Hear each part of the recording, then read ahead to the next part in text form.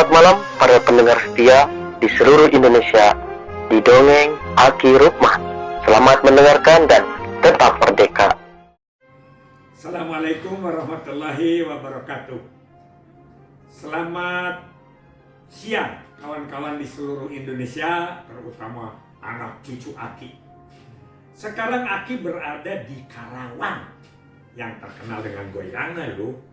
Ini adalah di ruangan Ibu Kepala Dinas DP2P3A, ya, Ibu Sophia sedang keluar Ibu Sophia-nya. Aki sekarang bertemu dengan generasi muda yang bergabung dalam generasi berencana. Oke? Nanti Aki akan tanya bagaimana pola kerja, ya, organisasi sampai kepada usaha-usaha dalam rangka peningkatan usia perkawinan di Karawang. Terkenal loh, dulu Karawang itu kawin mudanya luar biasa. Karena kalau sudah jadi janda, kebanggaan. Itu dulu. Sekarang ini nanti kita tanyakan kepada dua orang ini. Assalamualaikum. Waalaikumsalam. Nah, ini siapa namanya?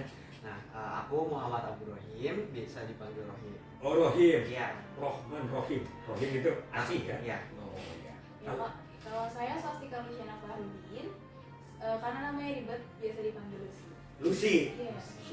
Apa namanya? Swastika Swastika Luciana Fahrudin. Fahrudin. Jadi kalau nanti ke Mekah nggak usah pakai tambah lagi, namanya kan harus 3 Iya. ya, tinggal tambah binti siapa gitu. Oke, sekarang membantu pemerintah di genre atau inisiatif sendiri. Oke, sebenarnya saya bergabung ke Duta Genre Kabupaten Karawang, Iya. dan secara otomatis kita menjadi forum Genre Karawang, yang mana kita fokusnya adalah mengedukasi remaja gitu Pak, mengenai persiapan berkeluarga gitu. Usia. Kalau orang Karawang mah mengalatih gitunya, mengedukasi mah itu mah dari barat ya bahasanya. Oke, sebagai apa di genre? Di Genre sekarang menjabat sebagai Duta Genre Kabupaten Karawang tahun 2023 gitu. Sekarang kita juga lagi seleksi nih untuk Duta Genre yang angkatan 2024-nya. Oke, jadi kalau organisasi di organisasi ada forum genre-nya? Iya, betul. Ada. Sebagai apa di forum genre? Kalau saya sebagai Biro Perencanaan dan Pengembangan Program. Wih, keren. Betul. Ada? Saya pun demikian, sama satu biro. Satu Biro. Ya. Ini kepala biro. Ya. Iya. Eselon 2 loh kalau di pegawai negeri itu sudah direktur. Iya. Saya dulu pernah jadi direktur, itu eselon 2 sama dengan kepala biro. Oke, itu cerita dulu. Ya. Sekarang ingin tahu apa saja yang dilakukan sebagai duta genre. Anda berhasil di provinsi sebagai apa? Alhamdulillah kemarin tepatnya tanggal 7 September saya ke Provinsi Jawa Barat mendapatkan 4 kategori Pak. Kategori Ya. bersama. Oh tidak, Enggak, saya Pak. Kalau pasangan saya lagi yang ke genre provinsi lagi kuliah di STAN. Jadi nggak bisa Oh, di sini. ini bukan pasangannya, bukan. ya, bukan istrinya. Tapi seangkatan kita. Seangkatan ya. Ya. Oke, apa saja yang didapat? Yang pertama top 10 finalis. Ya, 10 besar. Ya, 10 besar. Dan Terus? top 5 genre motion challenge atau debat gitu Pak. Oh, Masuk debat. 5 besar debat. Hmm. Terus kedua genre inspirator, social media inspirator. Dan yang pertama adalah genre voice aspiration inspiration.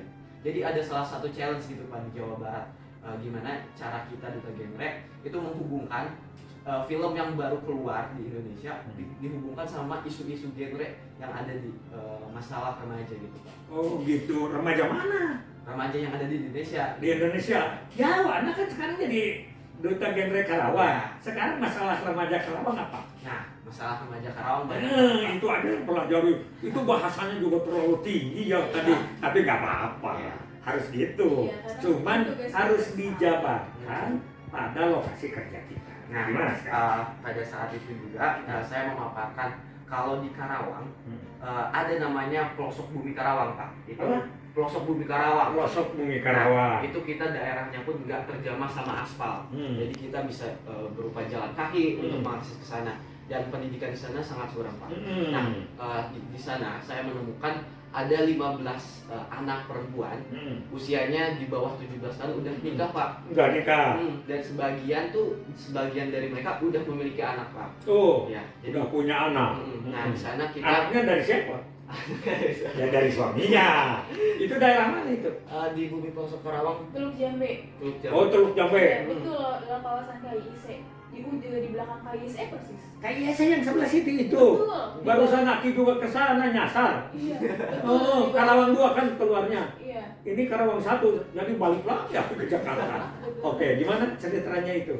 Oke, ceritanya yang 15 anak itu memiliki anak lagi kan ya. Itu umurnya sekitar umur 15 tahun. Mereka itu dinikahkan karena di sana memang sulit akses ya, pertama mungkin sulit akses pendidikan pun rata-rata di sana karena sulit kemana-mana, jadi mata pencarian hanya di situ-situ saja. Terus juga mungkin karena merasa kultur di sana kalau misalnya anak di atas 15-an tahun itu sudah merasa dewasa, jadi makanya orang tua itu menikahkan anaknya. Nah itu bukan masalah Indonesia, masalah Karawang aja. Nah, Oke, terus gimana usaha? di sana juga ada culture-nya Pak, kayak di sana tuh ada orang tua yang anggap bahwa anak perempuan tuh harus buru-buru dinikahin Pak, karena dianggap sebagai beban pengeluarannya. Jadi yang udah 15 tahun yang baru lulus SMP itu sama orang tuanya langsung dinikahin Pak, gitu buat ngurangin beban. Itu zaman now. Iya, Zaman sekarang Zaman now. Zaman now. Sedangkan usaha ini, usaha genre atau pendewasaan usia perkawinan ini sudah 54 tahun loh. iya. Dari mulai KB diadakan tahun 70 itu 3 program: penasihat perkawinan, pengobatan kemandulan, dan penjarangan kehamilan. Tapi sekarang masih begitu. Iya. Itu hanya satu daerah atau beberapa daerah?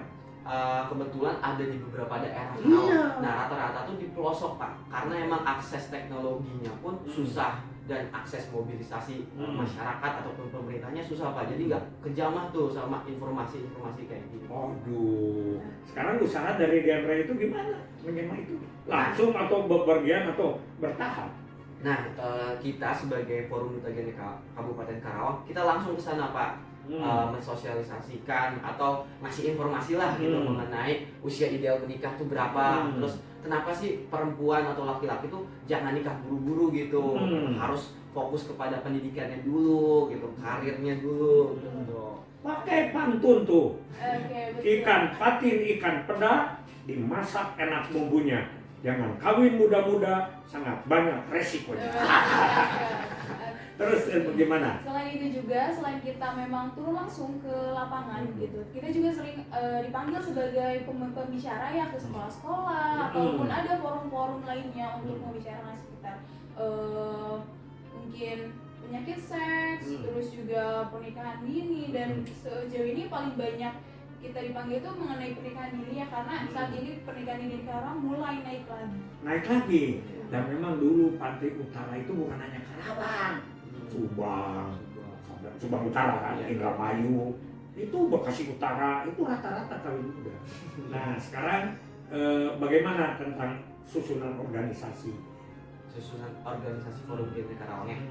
Nah, kalau di Forum Genre Karawang itu kita ada pengurus inti atau badan pengurus harian, itu terdiri dari ketua, wakil ketua, sekretaris, dan bendahara. Terus di bawahnya ada biro-biro, ada biro perencanaan dan pengembangan program. Oke, itu besar aja lah. Ya. Dari situ kemana turunnya? Nah, kita sebagai Forum Genre Karawang itu kita membina semua peak air yang ada di masyarakat Karawang itu Pak. Oke, udah berapa PKR yang ada di Karawang? Kurang lebih di setiap sekolah, setiap kecamatan kita itu memfokuskan, kalau per kecamatan itu adanya 1, tapi kalau setiap sekolah sejauh ini sudah ada 30 lebih sekolah, 30. hampir 40 ya. Nah, Tiap kecamatan merata atau tidak? Sekolah. Oh iya, sekolahnya berada di tiap kecamatan. Iya ya? betul. Nah, Gitu. yang udah terdaftar di New Siga aplikasi itu ada 128 peak air yang ada di Kabupaten Karawang. Berapa rata-rata anggota? Anggota rata-rata tuh 20-an. Betul. Bagus ya. Betul.